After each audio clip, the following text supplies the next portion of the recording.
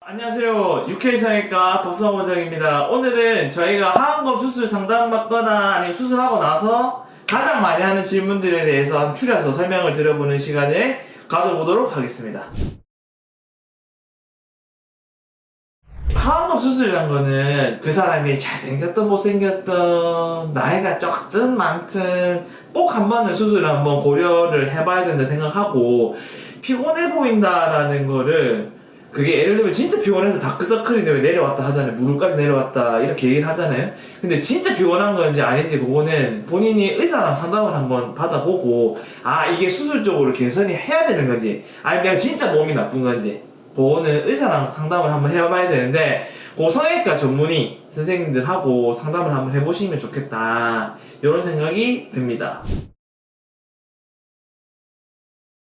지방 재배치하는 게 결국은 눈 밑에 있는 지방 이거를 어떻게 할 거냐 라는 아주 작은 파트고, 하안검 수술이라는 거는 지방도 어떻게 해결해야 되고 피부도 어떻게 해결해야 되고 근육도 어떻게 당겨야 되고 이런 걸 다 포함하는 개념이기 때문에 가장 큰 개념이 하안검 성형술이라고 생각하면 되고, 그 다음에 그 안에 작은 거 그게 지방 재배치라고 생각하면 되는데, 어떤 분들은 지방 재배치랑 하안검 수술이 다른 게 아닌가라고 하는데 비슷한 의미입니다. 근데 예전 클래식하게 제가 이제 전공의 때 저희 교수님한테 배우던 거는 클래식한 방법이겠죠. 근데 그 방법 같은 경우에는 본인 눈 밑에 있는 지방 요게 제거하는데 중점을 뒀다고 하면, 요새는 요 지방을 최대한 살리면서 재배치하는데 조금 중점적으로 저희가 포커스를 맞추고 있다. 그래서 물론 이제 원장님들마다 수술 케이스 방법도 다 다르고 환자를 다 하는 것도 다 다르겠지만, 저는 보통 지방 제거를 많이 하지 않고 본인 지방을 최대한 이용해서 재배치하는 거를 중점적으로 하고 있다 이렇게 생각하면 되겠습니다.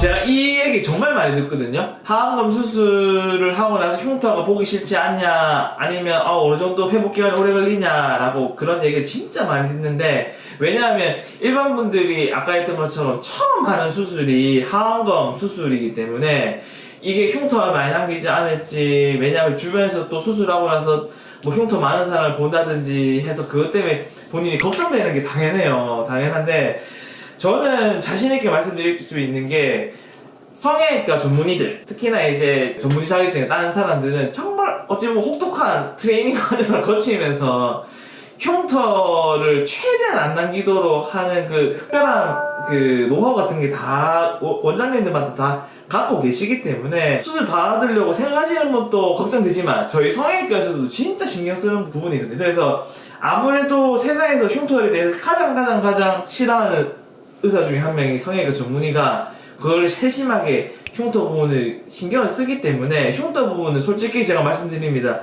걱정 크게 안 하셔도 된다고. 그리고 만약에 한 달 정도 지나서 예를 들면 대화하는 뭐 한 1m, 1.5m 거리에서 대화를 할 때는 거의 티가 안 납니다. 그래서 흉터는 솔직히 신경 안 쓰셔도 됩니다 라고 자신있게 말씀드리고, 제가 했던 수술 중에 제일 많이 했으니까 뭐 예를 들면 한 2000케이스 했다고 하면, 그 중에서 어찌 보면 흉터 때문에 저한테 뭐라고 했던 분은 한 분도 안 계셨던 것 같아요. 흉터 부분에 대해서는 일반 분들이 걱정하는 거 제가 이해는 해요. 한데 뭐 병원마다 차이는 있겠지만, 그 흉터가 만약에 내가 너무 불안해요 라고 했을 때 저희가 후페어 할 수 있는 레이저 같은 것도 구비되어 있는 병원이 있다 보니까, 그런 거에 최대한 활용을 하고 원장님을 이용해 먹으면 흉터는 적게 할 수 있겠다, 그렇게 생각하시면 되겠습니다. 제가 그 말을 또 많이 듣거든요. 회복 기간 얼마나 걸려요? 요새는 대부분 이제 50대, 40대 후반 이런 분들도 집에만 이렇게 계시는 분이 없고, 보통 일을 또 많이 하시고 사회생활도 하고 친구도 많이 만나고 이렇게 하시기 때문에, 그래서 저는 그렇게 말씀드려요. 저는 요리사 똑같은 요리를 해. 근데 예를 들면 어떨 때는 신선한 재료가 들어올 때가 있고, 어떨 때는 신선하지 못한 재료가 들어올 때가 있잖아요. 그러면 예를 들어 똑같은 요리사가 똑같은 요리 방법으로 조리를 해도 신선하지 못한 재료를 하면 음식이 맛없을 거잖아요. 이게 똑같아요. 그래서 저도 똑같은 제가 컨디션 자체가 항상 일정하기 때문에, 예를 들면 수술 받는 분이 예를 들면 내가 진짜 건강하다라고 회복이 엄청 빠를 거고요.